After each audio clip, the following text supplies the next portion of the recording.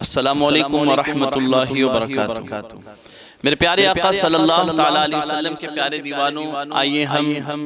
سورہ ملک کی تلاوت کرتے ہیں، آپ ذرا سماعت فرمائیں۔ اعوذ باللہ من الشیطان الرجیم، بسم اللہ الرحمن الرحیم۔ تبارک الذی بیدہ الملک وہو علی کل شیء قدیر، الذی خلق الموت والحیاة لیبلوکم ایکم احسن عملا وہو العزیز الغفور، الذی خلق سبع سماوات طباقا ما ترى في خلق الرحمن من تفاوت فارجع البصر هل ترى من فطور ثم ارجع البصر كرتين ينقلب إليك البصر خاسئا وهو حسير، ولقد زينا السماء الدنيا بمصابيح وجعلناها رجوما للشياطين وأعتدنا لهم عذاب السعير، وللذين كفروا بربهم عذاب جهنم وبئس المصير، إذا ألقوا فيها سمعوا لها شهيقا وهي تفور تكاد تميز من الغيظ، كلما ألقي فيها فوج سألهم خزنتها ألم يأتكم نذير، قالوا بلى قد جاءنا نذير فكذبنا وقلنا ما نزل الله من شيء إن أنتم إلا في ضلال كبير، وقالوا لو كنا نسمع أو نعقل ما كنا في أصحاب السعير، فاعترفوا بذنبهم فسحقا لأصحاب السعير، إن الذين يخشون ربهم بالغيب لهم مغفرة وأجر كبير، وأسروا قولكم أو اجهروا به إنه عليم بذات الصدور، ألا يعلم من خلق وهو اللطيف الخبير، هو الذي جعل لكم الأرض ذلولا فامشوا في مناكبها وكلوا من رزقه وإليه النشور، أأمنتم من في السماء أن يخسف بكم الأرض فإذا هي تمور، أم أمنتم من في السماء أن يرسل عليكم حاصبا فستعلمون كيف نذير، ولقد كذب الذين من قبلهم فكيف كان نكير، أولم يروا إلى الطير فوقهم صافات ويقبضن ما يمسكهن إلا الرحمن إنه بكل شيء بصير، أمن هذا الذي هو جند لكم ينصركم من دون الرحمن إن الكافرون إلا في غرور، أمن هذا الذي يرزقكم إن أمسك رزقه بل لجوا في عتف ونفور، أفمن يمشي مكبا على وجهه أهدى أمن يمشي سويا على صراط مستقيم، قل هو الذي أنشأكم وجعل لكم السمع والأبصار الأبصار والأفئدة قليلا ما تشكرون قل هو الذي ذرأكم في الأرض وإليه تحشرون ويقولون متى هذا الوعد إن كنتم صادقين قل إنما العلم عند الله وإنما أنا نذير مبين فلما رأوه زلفة سيئت وجوه الذين كفروا وقيل هذا الذي كنتم به تدعون قل أرأيتم إن أهلكني الله ومن معي ورحمنا فمن يجير الكافرين من عذاب أليم قل هو الرحمن آمنا به وعليه توكلنا فستعلمون من هو في ضلال مبين قل أرأيتم إن أصبح ماؤكم غورا فمن يأتيكم بماء معين صدق الله العظيم.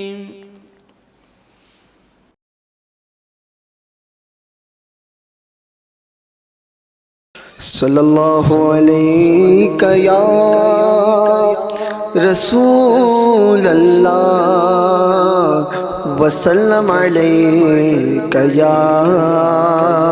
حبیب اللہ یا ربنا ارحم لنا یا ربنا ارحم لنا یا ربنا ارحم لنا یا ربنا ارحم لنا تیرے گھر کے پھیرے لگاتا رہوں میں تیرے گھر کے پھیرے لگاتا رہوں میں صدا شہر مکہ میں آتا رہوں میں یا ربنا ارحم لنا یا ربنا ارحم لنا حرم میں غازر ہوا بن کے مجرم حرم میں غازر ہوا بن کے مجرم حرم میں غازر ہوا بن کے مجرم یہ لبیک نعرہ لگاتا رہوں میں یہ لبیک نعرہ لگاتا رہوں میں صدا شہر مکہ میں آتا رہوں میں یا ربنا ارحم لنا یا ربنا ارحم لنا میں لیتا رہوں بوسائے سنگ اسود میں لیتا رہوں بوسائے سنگ اسود کہ دل کی سیاہی مٹاتا رہوں میں کہ دل کی سیاہی مٹاتا رہوں میں صدا شہر مکہ میں آتا رہوں میں یا ربنا ارحم لنا یا ربنا ارحم لنا یا ربنا ارحم لنا یا ربنا ارحم لنا میں پیتا رہوں ہر گھڑی آب زم میں پیتا رہوں ہر گھڑی آب زم میں پیتا رہوں ہر گھڑی آب زم لگی اپنے دل کی بجھاتا رہوں میں لگی اپنے دل کی بجھاتا رہوں میں صدا شہر مکہ میں آتا رہوں میں، یا ربنا ارحم لنا، یا ربنا ارحم لنا، یا ربنا ارحم لنا، یا ربنا ارحم لنا۔ اور مصطفیٰ میں وقت ساغر مسکرا کر، مصطفیٰ میں وقت ساغر مسکرا کر، مصطفیٰ میں وقت ساغر مسکرا کر، یہ سنت نبی کی بتاتا رہوں میں، کہ سنت نبی کی بتاتا رہوں میں، سدا شہر مکہ میں آتا رہوں میں، یا ربنا ارحم لنا، یا ربنا ارحم لنا، یا ربنا ارحم لنا، یا ربنا ارحم لنا۔ ہے سید کی خواہش مدینے میں مر کر، ہے سید کی خواہش مدینے میں مر کر، ہے سید کی خواہش مدینے میں مر کر، ہمیشہ ہی جنت کو پاتا رہوں میں، ہمیشہ ہی جنت کو پاتا رہوں میں، سدا شہر مکہ میں آتا رہوں میں، یا ربنا ارحم لنا، یا ربنا ارحم لنا، یا ربنا ارحم لنا، یا ربنا ارحم لنا۔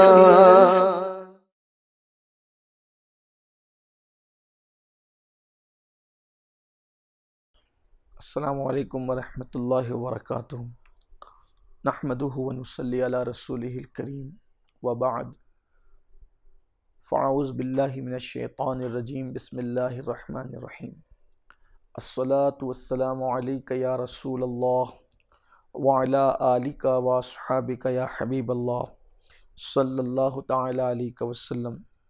ذی الحجہ شریف کے ان مبارک ایام میں ہم حضرت سیدنا ابراہیم علیہ السلام جو ابو الانبیاء ہیں، ان کا ذکر لے کر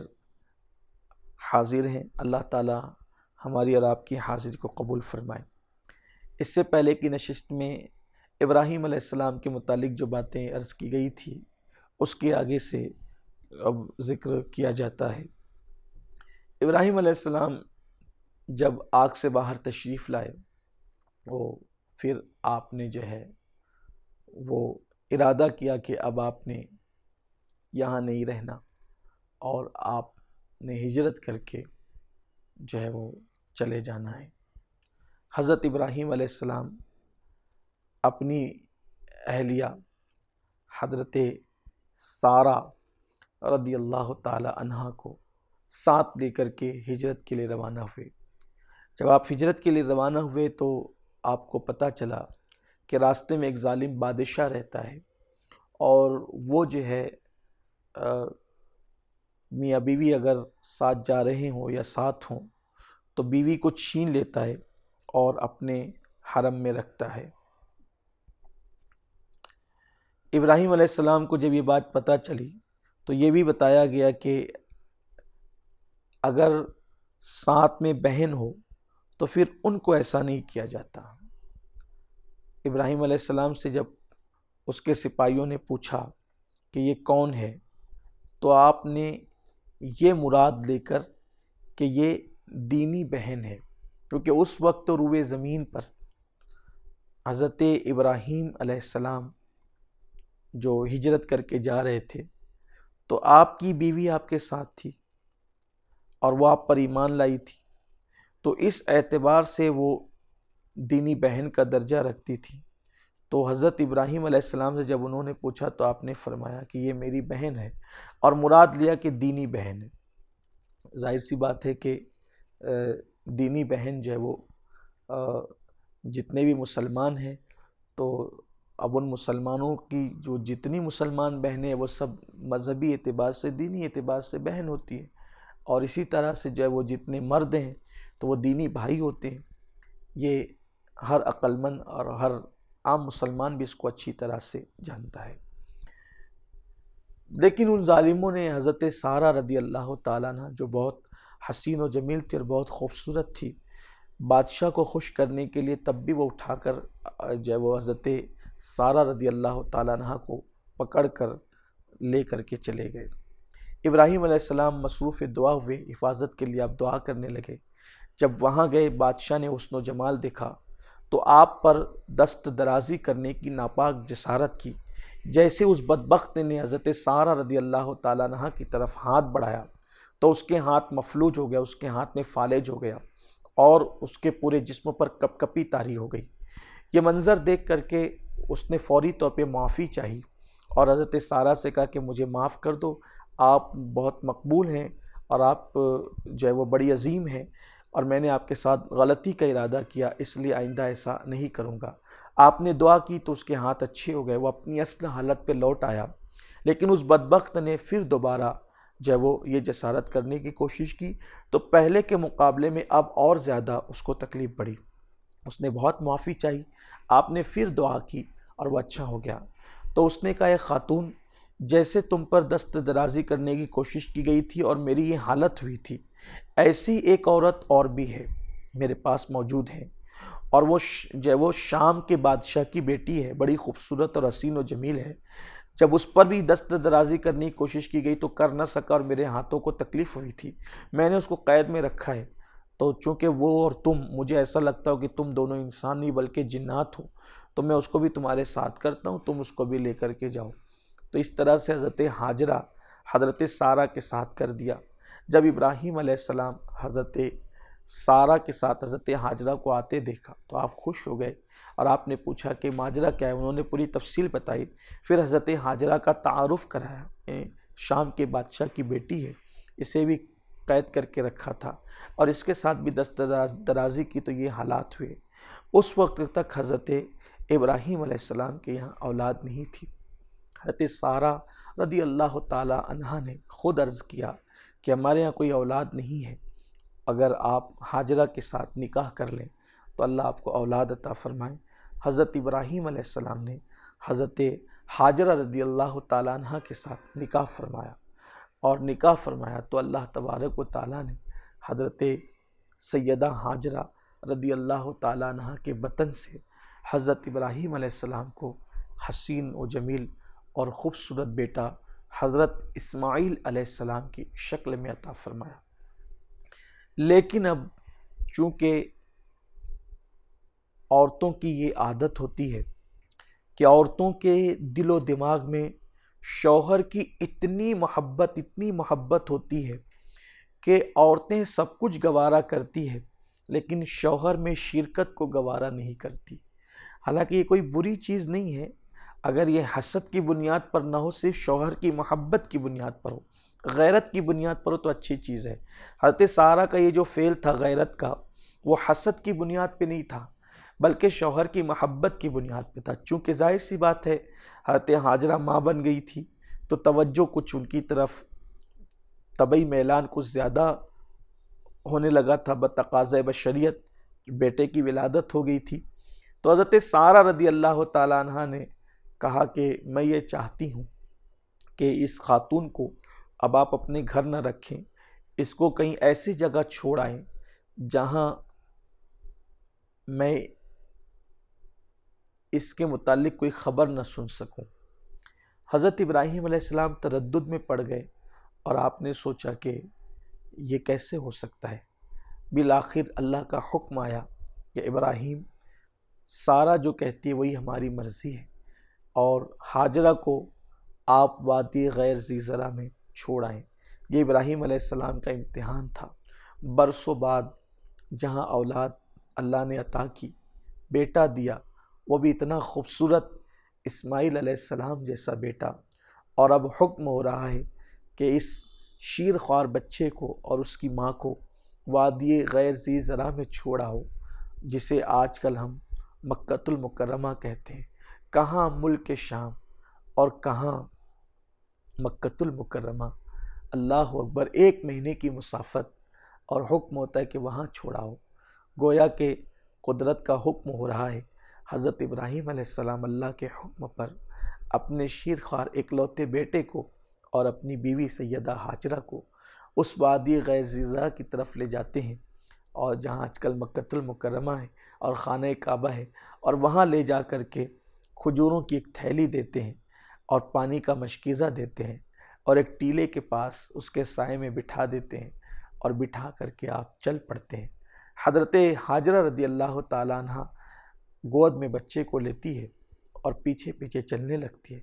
اور حضرت ابراہیم علیہ السلام سے پوچھا، ہم سے غلطی کیا ہوئی، ہم نے قصور کیا کیا کہ آپ ہمیں یہاں اس وادی غیر ذی زرع میں چھوڑ جاتے ہیں؟ نہ یہاں انسان ہے، نہ پرندہ ہے، نہ کوئی درخت ہے، کچھ بھی نہیں ہے یہاں، آپ یہاں ہمیں چھوڑ جاتے ہیں، نہ پانی ہے، نہ پانی کا نشان ہے، کچھ نہ مکان ہے، نہ گھر ہے، کچھ بھی نہیں ہے، آپ یہاں چھوڑ جاتے ہیں۔ ابراہیم علیہ السلام پلٹ کر دیکھتے بھی نہیں، اس لیے پلٹ کر نہیں دیکھتے کہ بیوی کا چہرہ دیکھوں گا تو اللہ کے حکم پر عمل کرنے میں کہیں کوتاہی نہ ہو جائے، بیٹے کا معصوم چہرہ دیکھوں گا تو اللہ کے حکم پر عمل کرنے کے حوالے سے کوئی تردد پیدا نہ ہو جائے، اس لیے آپ چہرہ بھی نہیں دیکھتے اور مڑ کر بھی نہیں دیکھتے، آگے بڑھے جا رہے ہیں، کوئی جواب بھی نہیں دیتے۔ بالآخر حضرت ہاجرہ کی زبان سے نکلتا ہے، کیا یہ اللہ کا حکم ہے؟ حضرت ہاجرہ نے جیسے کہا کیا یہ اللہ کا حکم ہے، تو حضرت ابراہیم علیہ السلام نے کہا ہاں، بس اتنا سننا تھا۔ واہ رے حضرت ابراہیم کی پیاری زوجہ حضرت ہاجرہ، تم پر کروڑوں سلام ہو، اور تمہاری عظمت پر کروڑوں سلام، اور خواتین کو کیا پیغام دیا، کیا توکل تھا، کیا اللہ پر بھروسہ تھا، کیا خدا پر یقین تھا۔ جیسے ابراہیم علیہ السلام نے فرمایا ہاں یہ اللہ کا حکم ہے، تو حضرت ہاجرہ پلٹ گئی اور کہنے لگی اگر یہ میرے اللہ کا حکم ہے تو میرا اللہ میرے لیے کافی ہے۔ ابراہیم علیہ السلام آگے بڑھ گئے، اور حضرت ہاجرہ رضی اللہ تعالیٰ عنہ اپنے بیٹے کو گود میں لے کر اس ٹیلے کے سائے میں بیٹھ گئی۔ آپ غور کریں میرے آقا صلی اللہ علیہ وآلہ وسلم کے دیوانوں، کہ نہ کوئی گھر ہے، نہ کوئی دھار ہے، نہ کوئی درخت ہے، نہ کوئی کھیت ہے، نہ کھلیان ہے، چٹیل ہی چٹیل میدان ہے، اور نہ وہاں پانی، نہ آدم ذات، نہ پرندہ، نہ جانور، کچھ بھی نہیں۔ اللہ کے بھروسے پر حضرت ہاجرہ بیٹھی ہے۔ ابراہیم علیہ السلام دور چلے گئے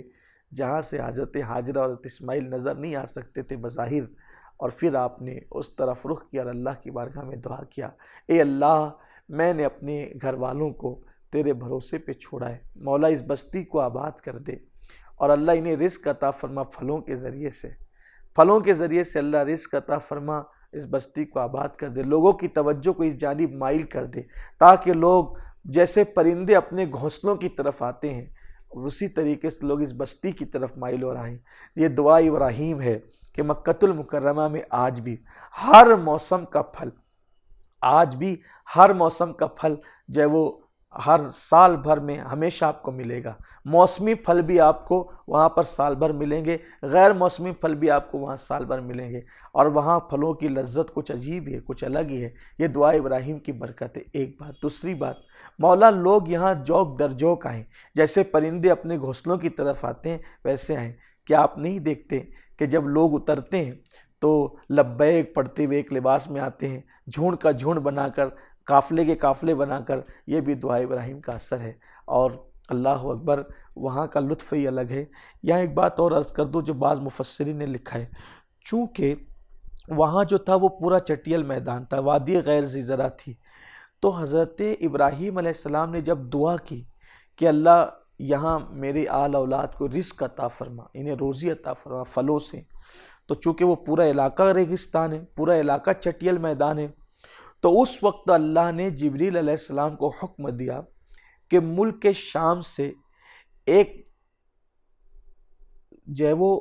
زرخیز زمین کا ٹکڑا، ایک شہر پورا اٹھائیں اور پورا شہر اٹھا کر کے مکۃ المکرمہ کے قریب رکھ دیں۔ تو اب آپ دیکھیں کہ پورا جو علاقہ ہے سب چٹیل میدان ہے، تو مکہ شریف کے قریب ایک شہر ہے جس کو ہم طائف کہتے ہیں، قریب میں یہ بہت بڑا فاصلہ نہیں ہے، گھنٹے 1.5 گھنٹے میں آدمی پہنچ جاتا ہے وہاں، ٹھیک ہے۔ طائف، اس کو طائف کیوں کہتے ہیں؟ اس لیے کہ وہ ملک شام کا ایک شہر تھا۔ ابراہیم علیہ السلام نے دعا کی تو اس شہر کو، پورے شہر کو وہاں سے جبریل نے اٹھایا اور کعبے کا اس کو طواف کرایا، اور کعبے کا طواف کرا کے، اس کو طائف کہنے کی وجہ وہی ہے کہ اس کو کعبے کا طواف کرایا، اور کعبے کا طواف کرا کر کے پھر اس کو وہاں رکھ دیا جہاں آج کل وہ ہے۔ آپ کو پورا عرب الگ نظر آئے گا، یعنی کہ بالکل، یعنی پورا مکۃ المکرمہ اور اس کے ارد گرد کا علاقہ الگ نظر آئے گا۔ طائف کا ماحول آپ کو الگ نظر آئے گا، طائف کے اندر ایک الگ ہی چیز ہے، آپ وہاں جا کر کے اندازہ کر سکتے ہیں۔ تو وہ ملک شام کا شہر اٹھا کر کے وہاں لا کر کے رکھا گیا اور اس کو کعبے کا طواف کرا کر کے رکھا گیا، اس لیے بعض لوگوں نے لکھا ہے کہ اس کو طائف کہا گیا۔ آپ کہیں گے کعبہ تو بنا نہیں تھا، پھر کعبے کا طواف کیسے کرایا؟ تو آپ کو معلوم ہونا چاہیے کہ پہلے جب کعبہ جو ہے وہ دیواروں کا اصل نام نہیں، ایک ہے عرف میں کعبہ جس کو ہم دیوار والا کعبہ کہتے ہیں،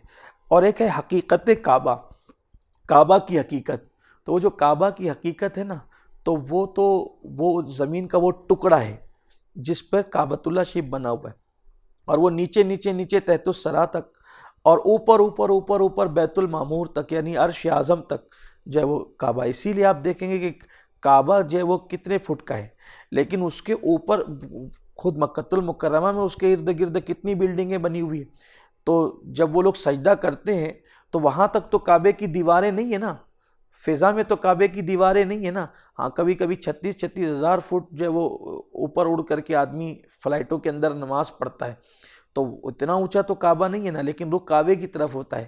تو جو نشان کعبہ ہے وہ دیوار ہے، اور جو حقیقت کعبہ ہے وہ حصہ ہے جس کی طرف ہم اشارہ کر رہے ہیں۔ تو جو طواف کرایا گیا تو وہی جو ٹکڑا تھا وہ، اور یہ بھی جو ہے وہ تاریخ میں آتا ہے کہ سب سے پہلے کعبہ فرشتوں نے بنایا۔ آدم علیہ السلام کی ولادت سے پہلے کعبہ بن چکا تھا، پہلے کعبہ فرشتوں نے بنایا، پھر کعبہ حضرت آدم علیہ السلام نے تعمیر کیا، پھر اس کے بعد طوفان نوح میں اس کو اٹھا لیا گیا، اس کو صدمہ پہنچا، تو اس کے نشان پر پھر حضرت ابراہیم علیہ السلام نے کعبۃ اللہ شریف بنایا، جس کی تفصیل آگے آتی ہے۔ تو اصل میں یہ تھوڑی سی وضاحت اس لیے کرنی پڑتی ہے کہ لوگ جو ہے وہ خلجان کا شکار ہوتے ہیں، کچھ لوگ اعتراضات بھی تلاش کرتے ہیں، تو اس لیے خلجان پیدا نہ ہو اس لیے میں نے کر دیا، حالانکہ اس میں تھوڑا سا وقت چلا جاتا ہے، لیکن چونکہ حالات ہی کچھ ایسے ہیں کہ لوگ جو ہے وہ سوالات اس سلسلے میں پیدا کرتے ہیں، اور لوگوں کے ذہن میں بھی کچھ وسوسے آ جاتے ہیں، اس لیے کہ جب کعبہ بنا ہی نہیں تھا تو طواف کیسا؟ تو یاد رکھیے کہ کعبۃ اللہ شریف وہ جس دن سے زمین بنی ہوئی ہے، کیونکہ اللہ کا عرش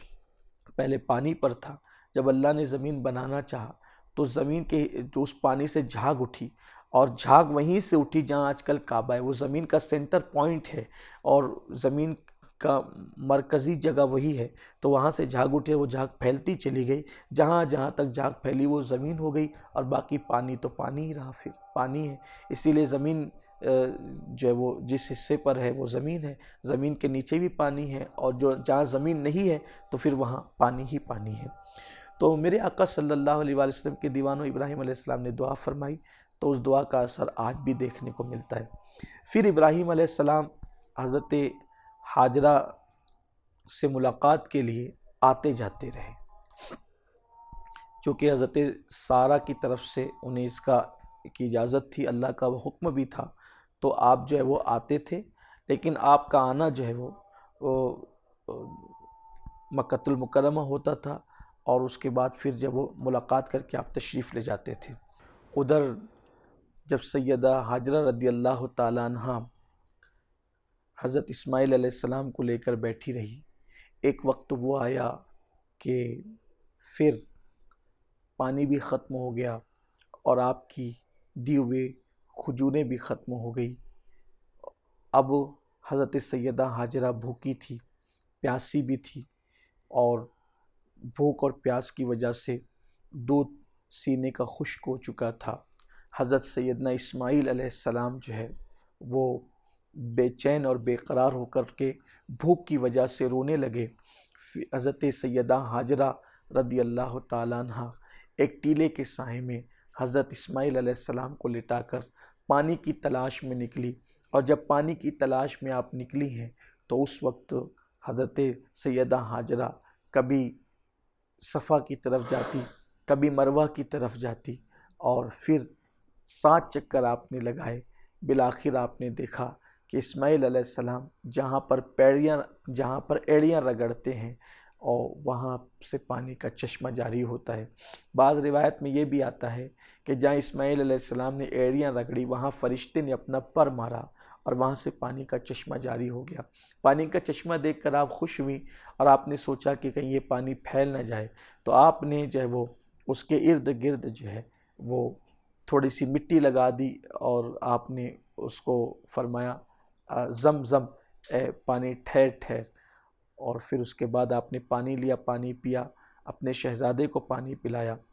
اور چونکہ اب پانی کا چشمہ یہاں جاری ہو گیا تھا، میرے آقا علیہ السلام نے فرمایا اللہ میری دادی سیدہ ہاجرہ پر رحم فرمائے کہ اگر وہ پانی کے ساتھ ایسا نہ کرتی تو یہ پانی بہنے والا ہو جاتا اور پورے روئے زمین پر وہ بہہ نکلتا، لیکن انہوں نے اس کو وہاں پر روک دیا۔ حضرت ہاجرہ وہاں رہنے لگی، اب پرندے بھی وہ پانی سے فائدہ اٹھانے لگے۔ ایک قبیلہ بنو جرہم وہاں سے جا رہا تھا، تو ان لوگوں نے دور سے دیکھا کہ پرندے منڈلا رہے ہیں، انہوں نے اندازہ کیا کہ اس چٹیل میدان میں وہاں ضرور پانی ہوگا، اس لیے وہاں پرندے منڈلا رہے ہیں۔ جب وہ یہاں آئے تو انہوں نے پانی کو دیکھا، پانی دیکھنے کے بعد ایک بی بی وہاں پر بیٹھی ہوئی سیدہ ہاجرہ، ان سے اجازت طلب کی کہ اگر آپ اجازت دیں یہاں پانی ہے، ہم یہیں پر بس جائیں۔ تو حضرت ہاجرہ رضی اللہ تعالیٰ عنہ نے فرمایا مجھے خوشی ہوگی تمہارے بسنے پر، تاکہ میری تنہائی بھی ختم ہو جائے گی، لیکن ایک شرط ہے کہ اس پانی پر تمہارا کوئی حق نہیں ہوگا، پانی تم استعمال ضرور کرو گے لیکن یہ پانی پر حق صرف ہمارا ہوگا، تمہارا حق نہیں ہوگا، قبضہ نہیں ہوگا کسی کا۔ اور پھر وہ لوگ وہاں پر جو وہ آ کر آباد ہو گئے۔ اس طرح سے شہر مکہ آباد ہوا، اور پھر حضرت سیدنا ابراہیم علیہ السلام کو کعبۃ اللہ شریف کی تعمیر کا حکم ہوتا ہے۔ ابراہیم علیہ السلام جب کعبے کی تعمیر شروع کرتے ہیں تو اس وقت حضرت ابراہیم علیہ السلام کی عمر کافی ہو چکی تھی، اور حضرت اسماعیل علیہ السلام ابھی کچھ کام کرنے کے ابتدائی مراحل میں یعنی جوانی کی شروعات میں تھے۔ ابراہیم علیہ السلام جب وہ کعبہ تعمیر کرتے تھے اور گارا اور مٹی اٹھا کر کے حضرت اسماعیل علیہ السلام لا کر کے دیتے تھے۔ اس طرح کعبہ تعمیر ہوتا رہا۔ وہ پتھر جس پر آپ کھڑے ہو کر کے کعبہ تعمیر کر رہے تھے وہ پتھر بھی جنت سے آیا تھا، اور جیسے جیسے دیواریں اوپر اٹھتی جاتی تھی وہ پتھر بھی اوپر اٹھتا جاتا تھا۔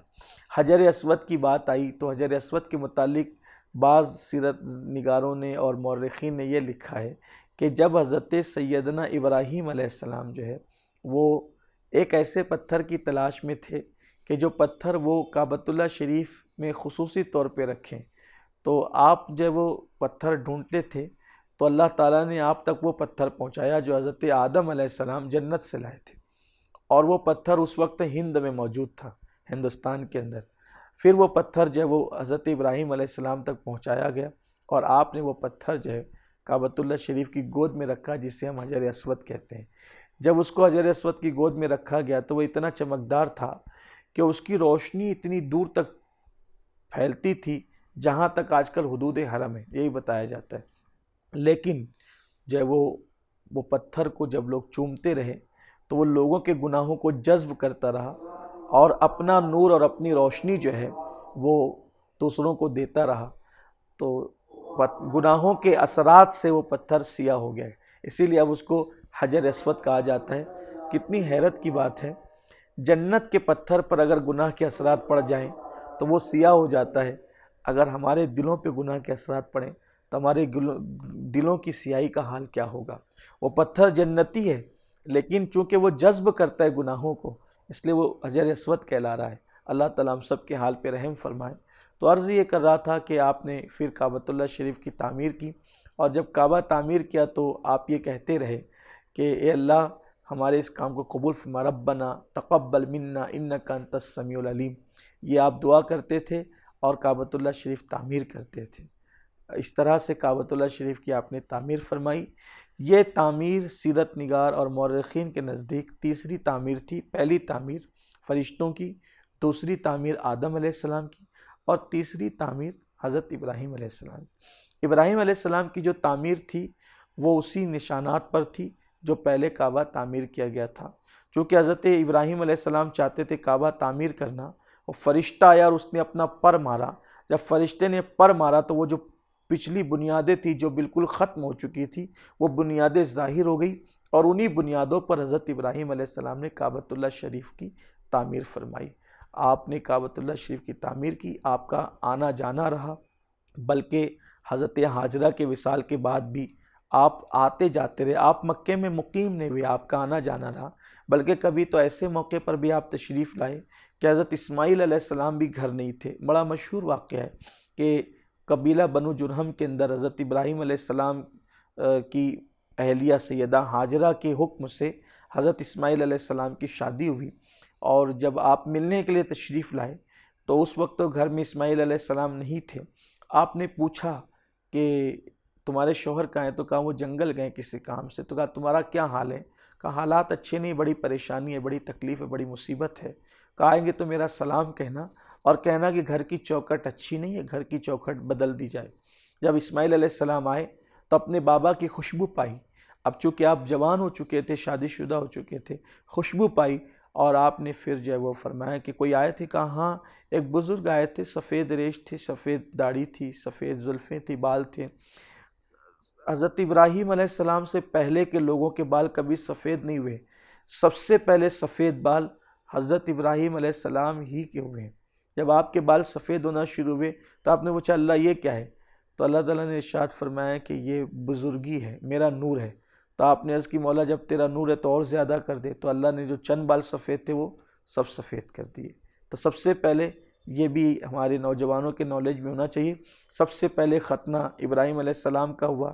سب سے پہلے مہمانی ابراہیم علیہ السلام نے کی، اسی طرح سب سے پہلے سفید بال حضرت ابراہیم علیہ السلام کے ہوئے۔ تو بہت ساری چیزیں، اسی طرح سر میں جو مانگ نکالی جاتی ہے حضرت ابراہیم علیہ السلام کے دور سے شروع ہوئی، اس کی شروعات حضرت ابراہیم علیہ السلام کے زمانے سے ہوئی۔ اس سے پہلے جو ہے وہ سر میں مانگ نہیں نکالی جاتی تھی، سر میں مانگ نکالنے کا سلسلہ حضرت ابراہیم علیہ السلام نے کیا، اور بھی بہت ساری چیزیں۔ تو حضرت سیدنا ابراہیم علیہ السلام آئے تھے اور آپ نے فرمایا کہ جب وہ چوکھٹ بدل دو، تو اسماعیل علیہ السلام نے پوچھا کوئی آئے تھے؟ تو وہ خاتون نے پہچانا نہیں اور کہا کہ یہاں ایک بزرگ آئے تھے، سفید ریش تھے، وہ کہتے تھے کہ جب وہ گھر کی چوکھٹ اچھی نہیں بدل دی جائے۔ تو پھر آپ نے فرمایا کہ تم یہاں سے چلی جاؤ اپنی ماں کے گھر، اور حضرت اسماعیل علیہ السلام نے اس کو طلاق دے دی، اور پھر آپ نے پھر اسی قبیلے میں دوسرا نکاح فرمایا۔ جب آپ نے دوسرا نکاح فرمایا تو اس وقت پھر چند دنوں کے بعد آپ تشریف لائے، اس وقت بھی اتفاق سے آپ گھر پہ نہیں تھے۔ تو آپ نے پوچھا کہ بیٹا کیسے حالات ہیں؟ تو اس نے خاتون نے عرض کیا کہ بہت اچھے حالات ہیں، ہم اللہ کا شکر ادا کرتے، میرے شوہر بہت نیک عبادت گزار ہیں، ہماری اچھی گزرتی ہے۔ تو کہا تم کھاتے کیا ہو؟ تو کہا کہ ہم پانی پیتے ہیں اور گوشت کھاتے ہیں۔ حالانکہ اس وقت اسماعیل علیہ السلام کے گھر کا حال یہ تھا کہ روٹی بنانے کے لیے گھر میں اناج بھی نہیں تھا، نہ گیہوں تھے، نہ جو تھے، نہ کوئی اور چیز تھی، لیکن اس کے باوجود اس خاتون نے کہا کہ ہم بہت اچھے ہیں، بہت اچھے سے اللہ کا شکر ہے۔ حضرت ابراہیم علیہ السلام نے جب پوچھا کہ کھاتے کیا ہو؟ تو کہا ہم صرف گوشت کھاتے ہیں اور پانی پیتے ہیں، یہ اسی پہ گزارا کرتے ہیں۔ تو آپ نے دعا کی کہ اللہ تمہارے گوشت میں اور اللہ تمہارے پانی میں خوب برکت عطا فرمائے۔ آقا علیہ السلام فرماتے ہیں کہ اگر اسماعیل علیہ السلام کے گھر میں کچھ اور بھی ہوتا تو آپ اس میں برکت کی دعا کرتے، لیکن اس وقت ان کے گھر میں کچھ نہیں تھا۔ تو فرمایا کہ اچھا میں چلتا ہوں۔ تو اس خاتون نے عرض کیا کہ آپ مسافر سفر سے آئے ہیں، میں آپ کی کچھ خدمت کر دیتی ہوں۔ اس خاتون نے خدمت بھی کی۔ تو جب جانے لگے تو کہا کہ جب تمہارے شوہر آئے میرا سلام کہنا، کہا گھر کی چوکھٹ بہت اچھی ہے، اس کی حفاظت کرنا۔ تو جب آپ واپس آئے تو پھر آپ نے پوچھا کوئی آیا تھا؟ انہوں نے کہا ایک بزرگ آئے تھے، میں نے ان کی خدمت کی۔ انہوں نے پوچھا، میں نے حال احوال بتائے، تو کہا گھر کی چوکھٹ بہت اچھی ہے، اس کی حفاظت کرنا۔ تو کہا کون تھے؟ آپ جانتی ہیں؟ وہ میرے بابا حضرت سیدنا ابراہیم علیہ السلام تھے۔ اس طرح یعنی ملاقاتوں کا سلسلہ جو وہ رہا، اور پھر حضرت سیدنا ابراہیم علیہ السلام جو ہے وہ بعض لوگوں کی تحقیق کے مطابق سیدنا ابراہیم علیہ السلام 200 سال کی عمر میں آپ نے اس دنیا سے کوچ فرمایا۔ بعض لوگوں نے 180 سال بھی بیان فرمائے ہیں، اور مختلف اقوال اس میں بھی ملتے ہیں، اس لیے کہ ان واقعات میں بہت زیادہ اختلاف، اور بہت سارے واقعات میں تو تضاد بھی پایا جاتا ہے، اس لیے کہ ابراہیم علیہ السلام اللہ کے وہ پیغمبر ہیں کہ جن کو یہود بھی مانتے ہیں، نصرانی بھی مانتے ہیں، اور اسی طریقے سے جو ہے وہ اہل اسلام بھی، مسلمان بھی مانتے ہیں۔ تو ابراہیم علیہ السلام کے واقعات میں چونکہ بہت زیادہ الگ الگ اقوال ہیں، کیونکہ اس میں بہت ساری اسرائیلی روایات بھی موجود ہیں، اور جس کا علم ہمیں ہے تو اس میں تو بہت احتیاط الحمدللہ کی جاتی ہے، لیکن کہیں اللہ نہ کرے کہ غلطی سے اگر کوئی ایسی روایت بیان ہو جائے جس کا تعلق اسرائیلی روایات سے ہے، تو اللہ کی بارگاہ میں جو ہے وہ ہم توبہ کا سوال کرتے ہیں، اس لیے کہ جو بھی اچھائیاں ہیں وہ من جانب اللہ ہے، اللہ کی طرف سے ہے، اور اگر کوئی اس میں کوئی سقم رہ گیا ہو، یا اگر کوئی اس کے اندر خامی رہ گئی ہو، تو وہ ہمارے نفس کی شرارت ہے۔ اللہ تعالیٰ سے دعا کی جاتی ہے کہ اللہ تبارک و تعالیٰ اسے معاف فرمائے۔ میرے پیارے آقا صلی اللہ علیہ وآلہ وسلم کے پیارے دیوانوں، اسی طرح حضرت سیدنا ابراہیم علیہ السلام کی زندگی کے مزید الگ الگ مختلف گوشے ہیں، جیسا کہ آپ کی زندگی کا وہ واقعہ کہ آپ نے اللہ سے عرض کیا کہ مولا جو ہے وہ میں تیری حکومت کو اور تیری سلطنت کو دیکھنا چاہتا ہوں، تو اللہ تبارک و تعالیٰ نے وہ بھی آپ کو بتایا، اس کی بڑی تفصیل بھی ہے۔ اسی طریقے سے آپ نے عرض کیا اللہ سے کہ مولا میں مردوں کو تو کیسے زندہ کرتا ہے یہ دیکھنا چاہتا ہوں، تو اللہ تبارک و تعالیٰ نے 4 پرندوں کے بارے میں حکم فرمایا، تو ان 4 پرندوں کو بھی آپ نے لیا اور ان کو ذبح کیا اور ان کا قیمہ کیا، اور پھر ان کو الگ الگ 4 پہاڑوں پر رکھا، اور 4 پہاڑوں پر رکھنے کے بعد جو ہے وہ حضرت سیدنا ابراہیم علیہ السلام نے چونکہ ان کو اپنے آپ سے مانوس کیا تھا، ان کو آواز لگائی، تو ان کے سر جو ہے وہ اپنے ہاتھ میں رکھے، وہ جو کیمہ ہو چکے تھے، جب آپ نے آواز لگائی تو ان کے سارے ذرات اڑ کر کے ہوا میں اڑے اور آپس میں ملے، اور ملنے کے بعد وہ آواز لگاتے ہوئے دوڑتے ہوئے حضرت ابراہیم علیہ السلام کے پاس آئے۔ اس کا ذکر بھی اللہ نے قرآن مقدس میں فرمایا ہے۔ تو اب میں اپنی گفتگو کو اس پر مکمل کرتا ہوں۔ اس سے پہلے کہ میں آپ کے وصال کا ذکر کروں، وصال کا ذکر کرنے سے پہلے ایک خوبصورت سی بات عرض کر کے اپنی بات کو مکمل کرتا ہوں۔ ابراہیم علیہ السلام کے متعلق فرشتوں نے پوچھا اللہ ابراہیم تیرا خلیل ہے، تو اس کو تو نے بہت مال دیا ہے، جانور دی ہے، جائیداد دی ہے، وہ تجھ سے محبت کرتا ہے یا اپنی دولت سے؟ اللہ نے فرمایا تم ہی جا کر کے آزما لو۔ تو اس وقت تو فرشتے آئے، اور آنے کے بعد انہوں نے اپنا انداز بدلا، اور آ کر انہوں نے اللہ کی تسبیح پڑھنا شروع کیا۔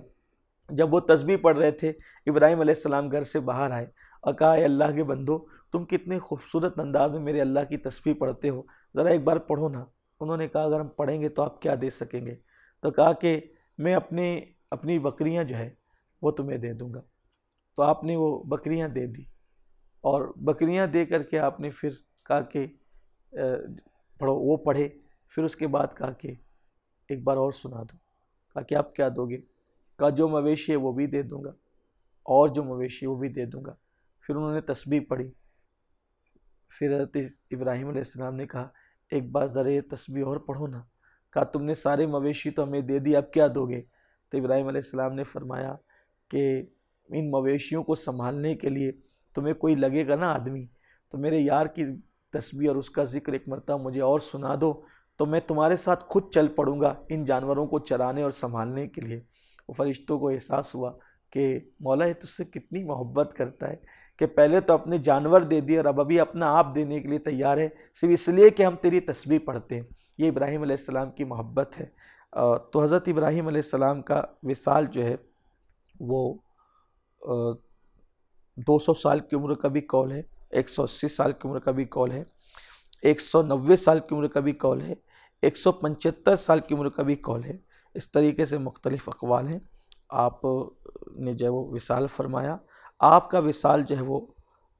ملک شام میں ہوا ہے، یعنی شام تو ابھی 2 ٹکڑوں میں تقسیم ہو گیا، لیکن اس وقت جو اکھنڈ شام تھا، مکمل شام تھا، میری مراد اس ملک شام سے، اور حضرت سیدنا اسحاق علیہ السلام اور حضرت سیدنا اسماعیل علیہ السلام، ان دونوں حضرات نے مل کر کے آپ کی تدفین کی،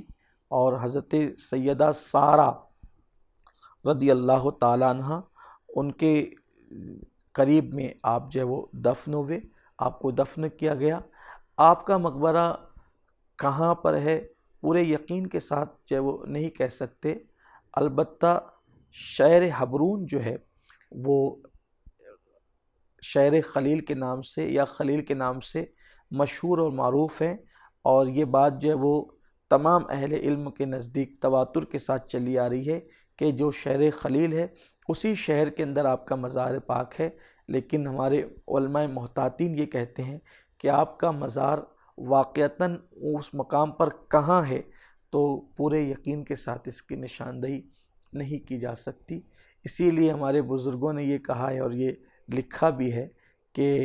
اگر شہر خلیل کے اندر جانا ہو تو پورے شہر کا مکمل احترام کیا جائے اور وہاں کی تعظیم کی جائے، کہ ہو سکتا ہے کہ حضرت ابراہیم علیہ السلام کا مزار کہیں ہو۔ البتہ جہاں پر روضہ مبارکہ بنا ہوا ہے اس کے متعلق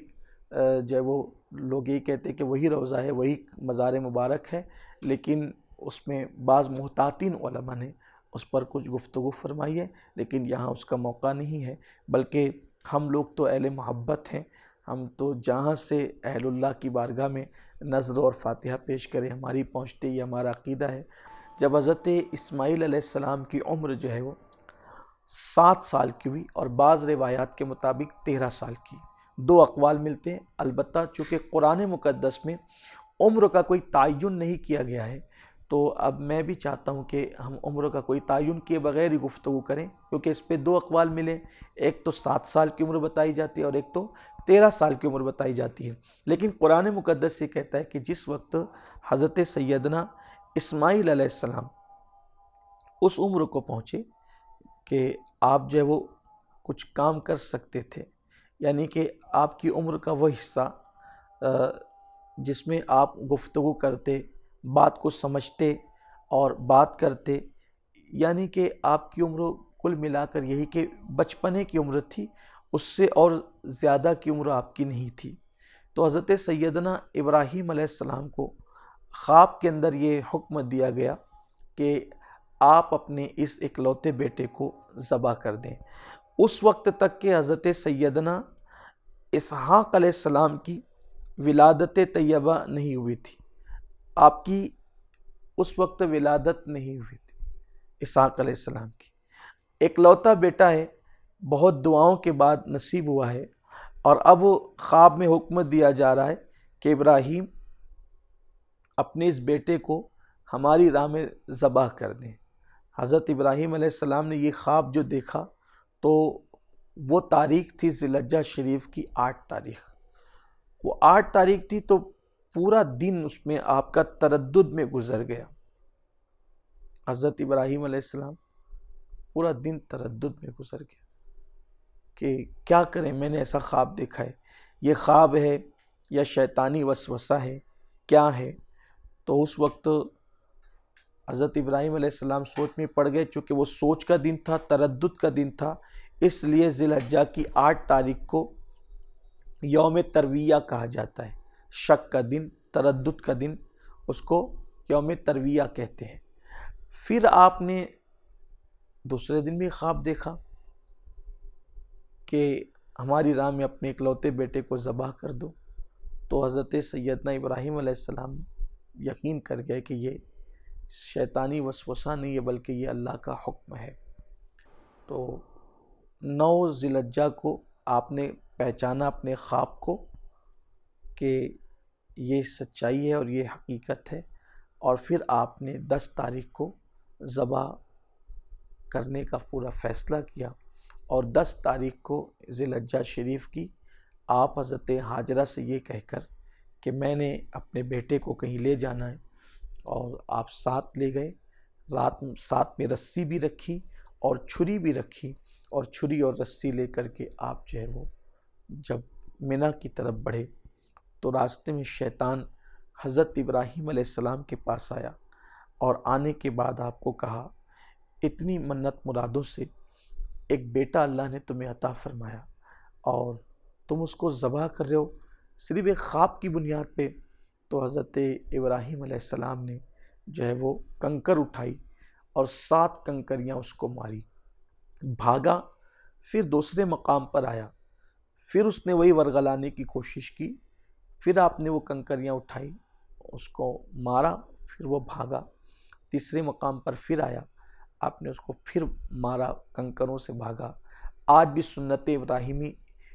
اس طرح سے زندہ ہے کہ حج کے موقع پر شیطان کو کنکری ماری جاتی ہے.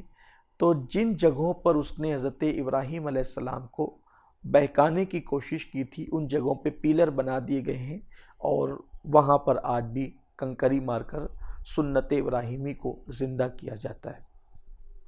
ابراہیم علیہ السلام پر جب اس کا وار نہ چلا تو شیطان آیا اور آنے کے بعد حضرت سیدنا اسماعیل علیہ السلام کو ورغلانے کی کوشش کی. اسماعیل تمہارے بابا تمہیں ذبح کرنے لے جا رہے ہیں، ابراہیم علیہ السلام تمہیں ذبح کرنا چاہتے ہیں. حضرت اسماعیل علیہ السلام ننھے سے بچے تھے. آپ نے فرمایا نادان، کیا کوئی باپ بھی اپنے بیٹے کو ذبح کرتا ہے؟ تو اس کی زبان سے نکل گیا کہ یہ اللہ کا حکم ہے، یہ اللہ کا حکم ہے. تو آپ نے فرمایا مردود تو مجھے شیطان معلوم ہوتا ہے، اگر یہ اللہ کا حکم ہے تو پھر یہ کام ہونا ہی چاہیے. ایک جان کیا ہزاروں جانیں اللہ عطا کر دے تو میں قربان کر دوں اپنے اللہ کے حکم پر. جب وہاں بھی داؤں نہ چلا تو ظالم نے جو ہے وہ حضرت ہاجرہ کو ورغلانے کی کوشش کی کہ تمہارے شوہر تمہارے اکلوتے بیٹے کو ذبح کرنے کے لیے لے کر کے گئے ہیں. تو حضرت سیدنا ابراہیم علیہ السلام کے بارے میں جب کہا تو حضرت ہاجر نے کہا کہ کوئی اکلوتا بیٹا بھی جو اتنی دعاؤں کے بعد ملا ہو اس کو ذبح کرے گا؟ کہ یہ اللہ کا حکم ہے، اگر اللہ کا حکم ہے تو پھر یہ ہونا ہی چاہیے. ایک بیٹا کیا ہزاروں بیٹے ہوں تو اللہ کی راہ میں قربان کر دیے جائیں. وہاں بھی داؤں نہ چلا تو پھر ناکام ہوا. حضرت ابراہیم علیہ السلام جب منی کے میدان میں پہنچے تو اپنے اکلوتے بیٹے سیدنا اسماعیل علیہ السلام سے کہا میرے بیٹے میں نے خواب دیکھا ہے، میرے اللہ کا حکم ہے کہ میں تمہیں اللہ کی راہ میں ذبح کر دوں. حضرت اسماعیل علیہ السلام نے کہا اے میرے بابا، آپ کو جو حکم ہوا ہے آپ وہ کر گزریے، آپ کو جو حکم ہے وہ آپ کر گزریے، انشاءاللہ آپ مجھے صبر کرنے والوں میں سے پائیں گے. قربان جائیں، ننھی سی جان ہے، ننھی سی جان ہے اور ننھی سی جان حضرت اسماعیل علیہ السلام کی، اور کہہ رہے ہیں کہ آپ کو جو حکم ہے وہ آپ کر گزریے. یہاں آ کر کے مجھے ایک بہت خوبصورت سا کلام یاد آتا ہے اور حفیظ جالندری صاحب کا. انہوں نے بڑے خوبصورت انداز میں اس واقعے کو بیان کیا ہے، میں اپنے ناظرین کی نظر کرتا ہوں. وہ لکھتے ہیں اٹھا مرسل اسی عالم میں رسی اور تبر لے کر، پے تعمیل چل نکلا خدا کا پاک پیغمبر. پہاڑی پر سے دی آواز اسماعیل ادھر آؤ، یہاں آ کر خدائے پاک کا ارشاد سن جاؤ. پیدر کی یہ صدا سن کر پسر دوڑا ہوا آیا، رکا ہرگز نہ اسماعیل کو شیطان نے بہکایا. پیدر بولا کہ بیٹا آج میں نے خواب دیکھا ہے، کتاب زندگی کا ایک نرالا باب دیکھا ہے. یہ دیکھا ہے کہ میں خود آپ تجھ کو ذبح کرتا ہوں، خدا کے نام سے تیرے لہو میں ہاتھ بھرتا ہوں. سعادت مند بیٹا جھک گیا فرمان باری پر، زمین و آسماں حیران تھے استاد گزاری پر. کہا فرزند نے اے باپ اسماعیل حاضر ہے، خدا کے حکم پر بندہ پے تعمیل حاضر ہے. مگر آنکھوں پر اپنی پٹی باندھ لیجیے گا، میرے ہاتھوں میں اور پاؤں میں رسی باندھ لیجیے گا. لٹایا اور گھٹنا سینے معصوم پر رکھا، لٹایا اور گھٹنا سینے معصوم پر رکھا. چھری پتھر پہ رگڑی، ہاتھ کو حلقوم پر رکھا. ہوئے اب ہر طرح تیار دونوں باپ اور بیٹا، چھری اس نے سنبھالی وہ جھٹ قدموں میں آ لیٹا. یہ فیضان نظر تھا یا کہ مکتب کی کرامت تھی، یہ فیضان نظر تھا یا کہ مکتب کی کرامت تھی، سکھائے کس نے اسماعیل کو آداب فرزندی، زمیں سہمی پڑی تھی، آسماں ساکن تھا بیچارہ، نہ اس سے پیشتر دیکھا تھا یہ حیرت کا نظارہ، پدر تھا مطمئن بیٹے کے چہرے پر بحالی تھی، چھری حلقوم پر اسماعیل پر چلنے ہی والی تھی، مشیت کا مگر دریائے رحمت جوش میں آیا کہ اسماعیل کا ایک رونگٹا کٹنے نہیں پایا، ہوئے جبریل نازل اور تھاما ہاتھ حضرت کا، کہا بس امتحان مقصود تھا ایثار و جرأت کا، غرض دمبا ہوا قربان اسماعیل کے بدلے، ہوئی یہ سنت اس ایمان کی تکمیل کے صدقے، خطاب اس دن سے اسماعیل نے پایا ذبیح اللہ، خدا نے آپ ان کا حق میں فرمایا ذبیح اللہ۔ یہ شاہ نامہ اسلام سے میں نے آپ کے سامنے حفیظ جالندھری صاحب کا یہ کلام آپ کی خدمت میں پیش کیا ہے۔ تو بہرحال حضرت ابراہیم علیہ السلام نے جب کہا کہ میرے بیٹے میں نے اس طرح کا خواب دیکھا ہے، تو آپ نے عرض کیا کہ ابا جان آپ کو جو حکم ہے وہ کر گزریے، تو میں صبر کرنے والا رہوں گا۔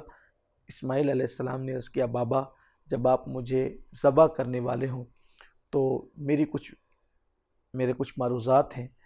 پہلی تو یہ کہ آپ اپنا دامن سمیٹ لینا اور میرے پیروں کو اور ہاتھوں کو رسی سے باندھ دینا، اس لیے کہ جب آپ مجھے ذبح کریں گے تو کہیں میرے دامن کے چھینٹے، میرے وجود کے، میرے خون کے چھینٹے آپ کے دامن پہ نہ پڑ جائیں، اور میرا وجود، میرے پیر وغیرہ کہیں آپ کے دامن کو آلودہ نہ کر دیں، اس لیے دامن سمیٹ کر لیں اور میرے پیروں کو آپ باندھ دیں رسی سے،